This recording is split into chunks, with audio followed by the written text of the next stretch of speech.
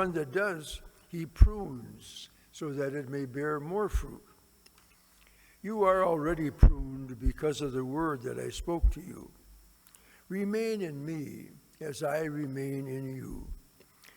Just as a branch cannot bear fruit on its own unless it remains on the vine, so neither can you unless you remain in me. I am the vine, you are the branches. Whoever remains in me and I in him will bear much fruit, because without me you can do nothing. Anyone who does not remain in me will be thrown out like a branch and wither. People will gather them and throw them into a fire, and they will be burned. If you remain in me, and my words remain in you, ask whatever you want, and it will be done for you. By this is my Father glorified, that you bear much fruit and become my disciples. The Gospel of the Lord.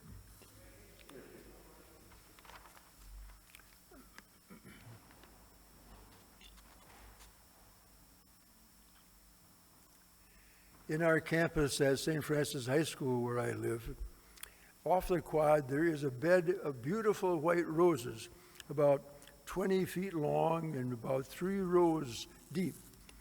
And almost all year round, and those vines bear beautiful white roses, except for one time, and that is when the gardeners prune them. And when they do that, I'm aghast. I mean, they really prune them. They cut them down to little stumps just a few inches above the ground. When I first saw that, I said, they killed them. They're never going to come back. But each year they come back with beautiful white roses. That's what Jesus was talking about in today's gospel, about his being the vine and we being the branches. But he says, unless the branches are pruned, they will not bear fruit like our rose bushes do. I think that should prompt each one of us to ask ourselves, is God pruning me in my life right now? How? Well, here's a clue. Maybe it will be where there is pain in your life. And sometimes God prunes us not with a knife, but with a virus. Have we had to cut out some things in our lives? And are we better off now without them because of all these COVID restrictions?